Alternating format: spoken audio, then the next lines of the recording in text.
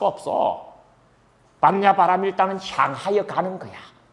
그래서 여기 잘 보면 여러분들 우리가 흔히 말하는 행심반야바라밀다를 깊은 반야바라밀다를 향하여 간다 하고 우리가 가야 할 여정의 목적지로 묘사를 하고 있는 걸 보게 될 거예요. 왜? 목적지니까. 아시겠죠? 그래서 그런 문맥도 제가 여러분들께 상기시키는 게 앞으로 의미를 가집니다. 그런데 부처님, 보살이라고 말하는 그 보살이란 도대체 어떤 법을 일컫는 것입니까? 부처님, 저는 보살이라는 그 법을 보지 못합니다. 또한 부처님, 저는 반야바라밀다라는 이름의 법도 보지 못합니다. 부처님, 보살 또는 보살의 법을 알지 못하고 얻지 못하고 보지 못하며 또한 반야바라밀다 역시 알지 못하고 얻지 못하고 보지 못하는 그런 제가 어떤 보살에게 도대체 어떤 반야바라밀다에 관해 지도하고 교육하겠습니까? 세상에 부처님께서 보살 마살들의 반야바라밀다에 대해서 드러내 보이라고 그러는데 보살이라고 하는 걸 본 적이 없고 반야바라밀다라는 법의 이름도 자기는 얻은 적이 없기 때문에 도대체 뭐한테 뭘 하라는 말인 줄을 모르겠는데요. 이러고 노는 거예요, 지금. 이게 죽을라고.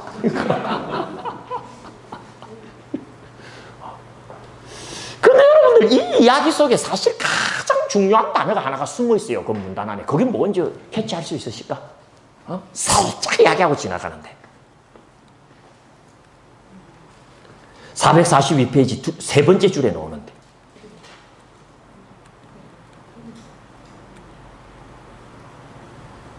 이름이라는 말로 나옵니다. 이름, 여러분.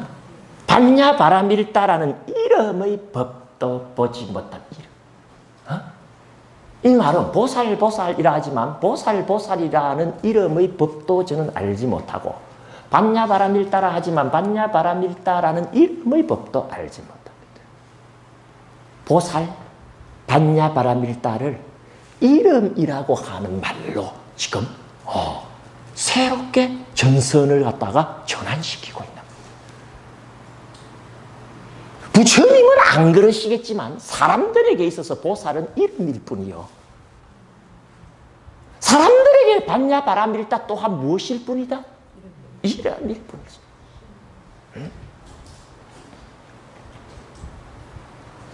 그런데 그 이름이 어떤 이름이다?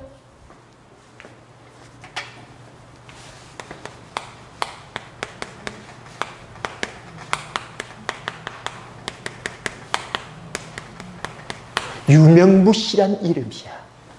이름일 뿐이지 어떻다? 알맹이가 없는 것이라고 한다면 가르칠 대상도 이미 없는 것이요.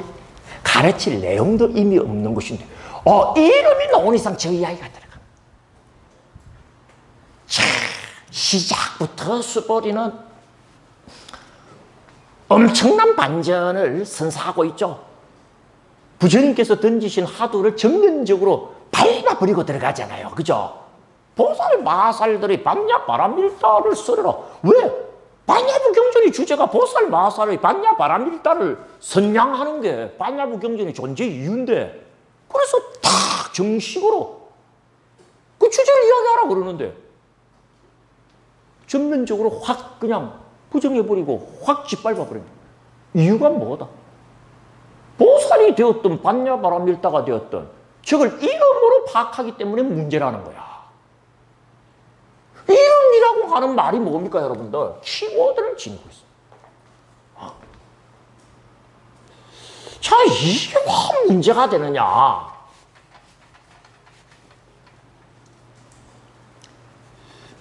우리 명칭 그러죠. 우리말로 이름. 명칭이 되었든 이름이 되었든 여러분들 잘 들어보세요. 명칭과 이름이 유명무실하면 되겠어요? 안 되겠어요? 안 되겠죠? 이름도 있지만 뭐도 있어야 된다? 알맹이도 있어야 되겠죠? 유명유실해야 돼. 그러면 이 명칭과 이름이 유명무실하지 않고 유명유실해지려면 어떻게 해야 되느냐? 그래서 이게 이름이라서 문제가 되는 게 아닙니다, 여러분. 아까 또 이름 때문에 문제가 된다 하더만. 유명무실한 이름이라서 문제가 되는 거지. 유명유실한 이름이라면 그건 부처님이 구사하는 원리야. 이름도 있고 알맹이도 있으면 괜찮잖아요. 근데 이름은 대단해서 가봤더만 알맹이 하나도 없으면 실망합니까? 안 합니까? 아유, 잘하시네. 그럼 여러분들, 유명유실할 것이냐, 유명무실할 것이냐? 단순한 표현이 아니고 뭐가 있어야 된다? 판단 기준이 있어야 된다, 없어야 된다? 이게 진짜 이름을 써도 되느냐, 썼으면 안 되느냐? 왜 그러냐면 여러분들, 이름이 갖고 있는 일종의 마이너스 효과가 굉장히 큽니다. 사람은요, 이름이라고 하는 이 심리적 과정을 통해 가지고요, 일으킬 필요가 없는 번뇌를 일으켜요. 나중에도 이제 그런 부분이 계속 나오게 됩니다만, 이름을 보고요, 진짜 그 이름의 알맹이가 없는데도 있는 걸로 착각합니다, 다들. 예를 들어서 우리가 신이라고 하는 이름을 부르면 어떻다? 신이 진짜 있는 걸로 생각하는 사유의 회로가 생긴다는 거예요. 그러니까 이름을 부르면 진짜 있는 걸로 자꾸 착각을 합니다. 왜 그러냐면 있는 걸 두고 이름을 지었기 때문에 나중에는 뭐다? 이름이 있으면 있는 건 줄 안다니까. 이해가 좀 되죠? 그죠? 근데 이름은 정확하게 알아야 됩니다. 이름이 절대 문제가 아닙니다. 실물이 있고 이름이 있는 거지, 이름이 있고 실물이 있는 건 없어요. 그러니까 이름을 쓸 때는요, 실물에서 방향성을 가지고 이름을 써야 되지, 이름에서 실물적으로 방향성을 꺼버리면 오류에 빠질 가능성이 굉장히 큰 거야, 이게. 근데 사람들은요, 예를 들어서 우리가 사과 그러면 사과를 보니까 어떻습니까? 사과라는 말을 또 올리니까. 사과라는 말만 쓰면 진짜 사과가 있잖아요, 또. 그러니까 어떤 단어를 쓰면 그 단어에 해당되는 게 진짜 있는 줄 안다고. 예를 들어서 여러분 통장에 들어있는 돈은 진짜 있는 돈입니까? 없는 돈입니까?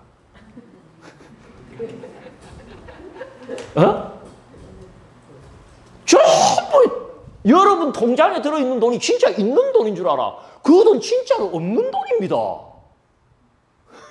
참. 중앙은행에서 돈을 발행해요. 그걸 본원통화라 그럽니다.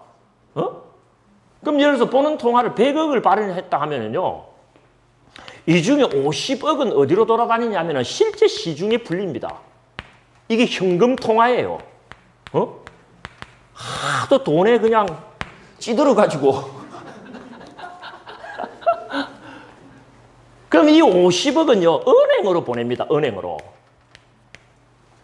그러면 은행은 이 50억을 지급준비금이라는 것으로 확보한 다음에 중앙은행에 재예치를 하고, 여기 곱하기 10을 대출을 일으켜요.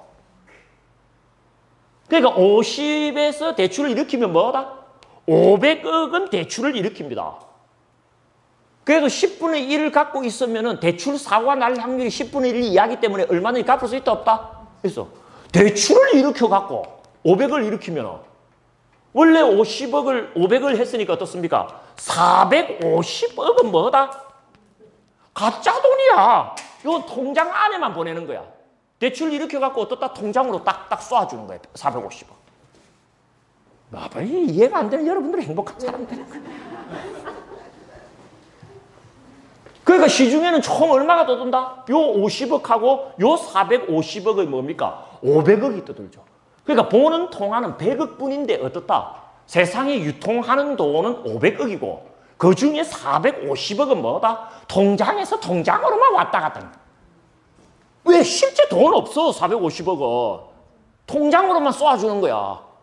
그 사람도 통장에서 통장으로만 옮기는 거야. 그러면서 뭐라고 생각한다? 지 돈 있다고 생각해.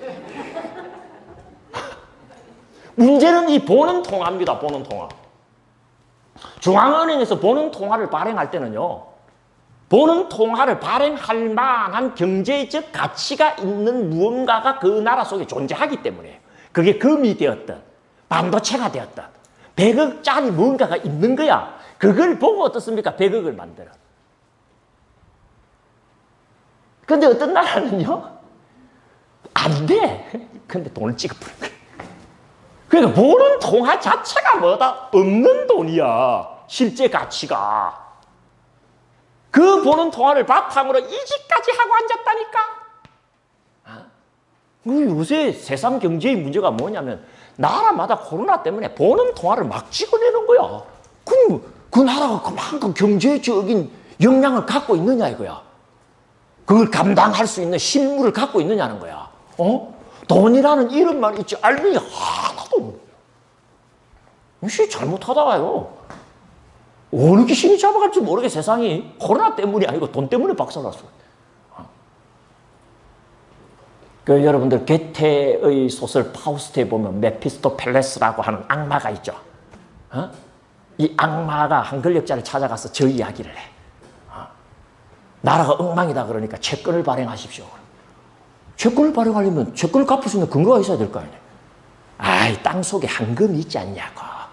앞으로 그 황금 캐갖고 줄 테니까 채권 발행해라고. 근데 땅 속에는 황금이 있다 없다? 없어. 이름이 여러분들 요 역할을 합니다. 실제로 없는데 있는 걸로 착각하게 만드는 대표적인 심리적 장치가 이름입니다. 그 예를 들어서 그 사람 이름을 듣고 우리가 갑니까 안 갑니까? 가보면 엉망인 사람들 많아요 안 많아요? 많다고. 나도 어디 가면 사장이라 불러요.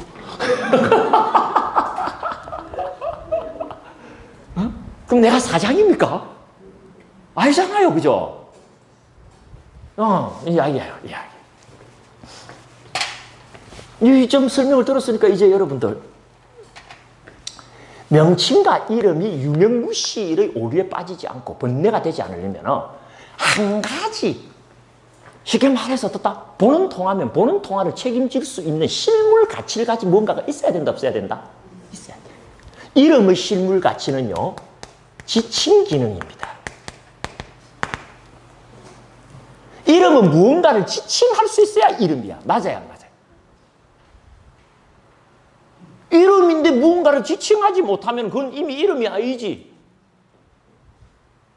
그럼 무언가를 지칭하려면 뭡니까? 무언가가 있어야 된다, 없어야 된다? 이름이 이름으로서 유명유실하려면 이름은 1대1 대응의 이름이 되어야 됩니다. 자, 그러니까 여러분들 사람이라는 이름하고 이것도 일종의 명칭인데 최봉수라고 하는 명칭은 달라요, 여러분들. 최봉수라는 명칭은요, 유명유실합니다. 1대1 지칭 기능을 가져. 그죠? 여기서 최봉수 하면 나쁘잖아요. 근데 사람 하면 뭡니까? 그 많고 많은 사람을 우리가 다 어떻게 사람이라는 한마디로 지칭해. 어떤 사람이 어떻게 있는지를 어떻게 알고. 이름을 쓰대요. 근본적인 오류를 갖고 이름을 쓰는 거야.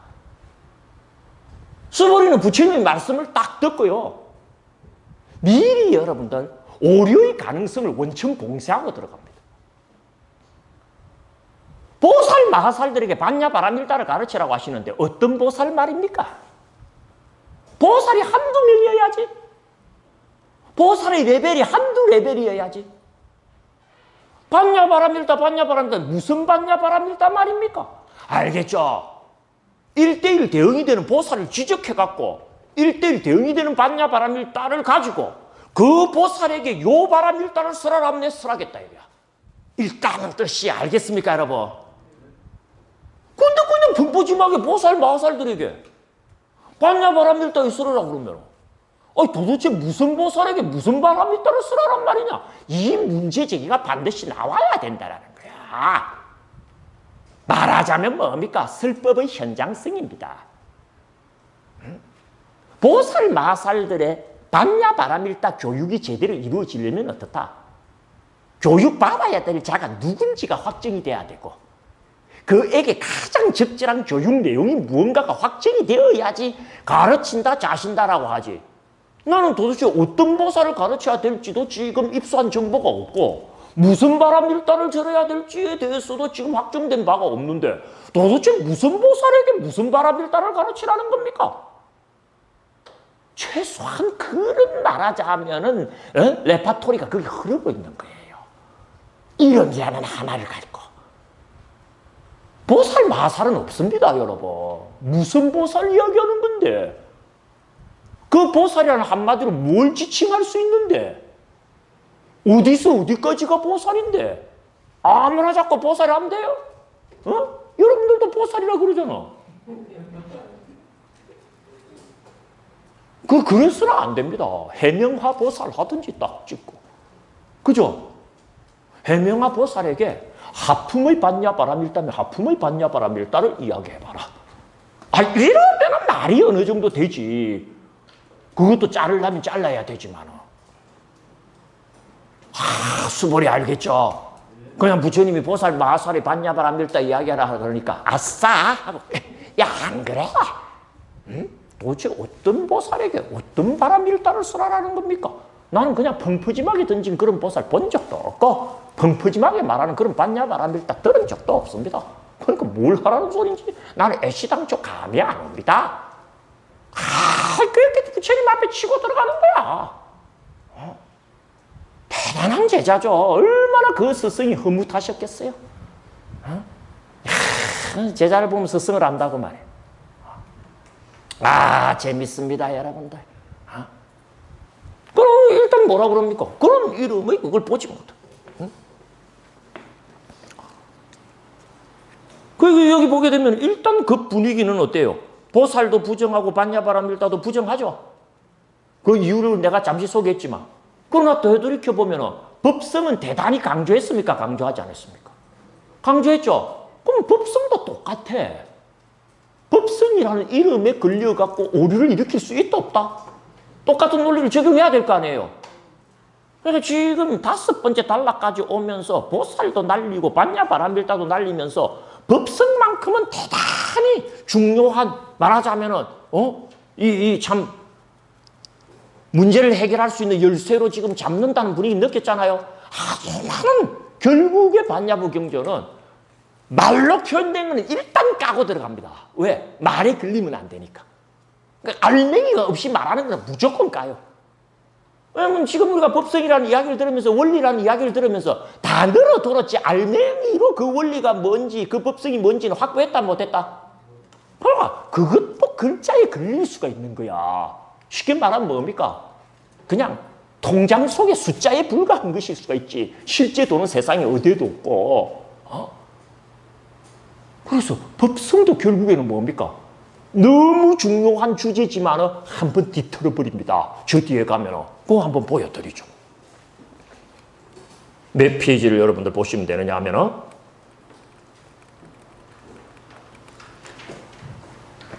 제 40단 한번 보십시오.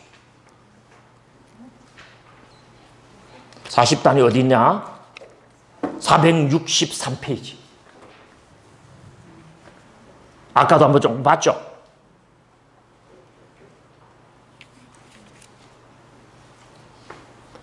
그 40단 환술로 만들어진 가짜의 법성이란 말 나옵니까? 법성도 환술로 만들어진 가짜라는 게 한 번 나옵니다. 이게 464페이지 마지막에 한번 보십시오. 위에서 제일 위에 줄 40단 마지막이지. 왜냐하면 수부티야 제법의 이 법성은 환술로 만들어진 가짜의 법성을 잡았을 것이기 때문에. 알겠죠? 법성도 이름으로 법성 운이하는 건 소용이 있다 없다? 똑같아.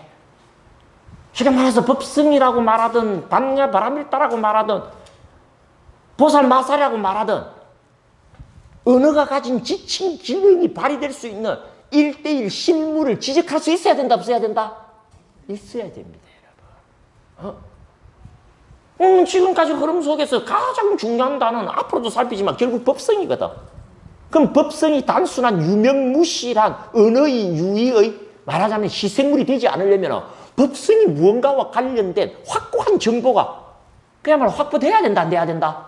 시급한 문제입니다, 이게. 그래서 제가 여러분들하고 금강경 이야기하면서 팔천성 반야 들어가게 되면 그 핵심 주제를 법성의 정체성 규명에 둘 거다라는 이야기 약속한 적이 있습니다. 왜? 금강경의 결론이 뭐였습니까? 제법은 뭐였다? 무자성이나 유법성이기 때문이다. 이야기했죠? 자성은 없으되 법성 때문에 버티는 거야. 그러나 법성을 단어로만 여기거나 이런 문장 속에서만 여긴다면 그것도 환수로 만들어진 가짜의 법성을 잡은 것에 불과하다는 경고를 잊었습니다. 바로 다음 주입니다. 법성과 관련된 정보, 내가 터득한 정보의 총량은 모두 4가지 성격입니다. 법성이 지니고 있는 4가지 성품, 이 다음 시간 공개할 주제가 될 겁니다. 어쩌면 금강경 때부터 이어오던 이야기가 여기에서 일단락을 짓는 것일 수가 있고, 법성의 정체성이 그렇게 공개되면 전부 그 법성이 입각해서 풀립니다. 이제 법성의 4가지 성격 중에서 이건 이 첫 번째 성격을 이야기하는 거다, 이 대목은 2번째 성격을 이야기하는 거다, 그러면 풀려버려요. 그럼 이야기할 것도 없겠네. 그렇지는 않아요. 그 법성의 4가지 성격에 보살 사위설이 결합합니다. 신바리 보살, 행육바람일 보살, 불퇴전 보살, 일생보처 보살, 그 이야기가 나와요. 그 조합 속에서 쇼품이 완전한 그런 행으로 종으로 시실과 날실이 조직하게 되지. 일단 그 출발점이 법성의 정체성 규명이지. 알겠죠? 그러니까 자기가 법성의 정체성을 안다 생각하는 사람 다음 주 안 나도 돼? 그러나 나는 좀 확실치 않다, 이번에 한번 들어봐야 되겠다 하는 사람은 다음 주를 놓치면 된다, 안 된다? 이거 아무 소용없어요. 강의는 라이브야. 그래, 안 그래? 행간을 봐야 되는데 이건 행간을 못 보여줘. 이상하게 생긴 사람이 흔드는 것만 보여주지. 여러분들 새학기 첫날 이렇게 건강하게 해서 만나게 되었으니 그것 또한 불보살님들의 가피 아닌가 생각합니다. 그 가피 최소한 이번 방학 동안만큼 잘 이어져 가지고 계속 쉬고 빠지고 해갖고 이번에는 9번 들어오는 화요일을 다 완편으로 쓰기로 했어요. 그래서 이 최소한 초품만큼은 완벽하게 한번 끝내보는 그런 이번 학기 강의 준비를 하도록 애쓸 모양입니다. 여러분들도 많이 격려하시고 한번 같이 잘 가보시길 바랍니다. 오늘 이야기 여기서 모두 마치겠습니다. 관세음보살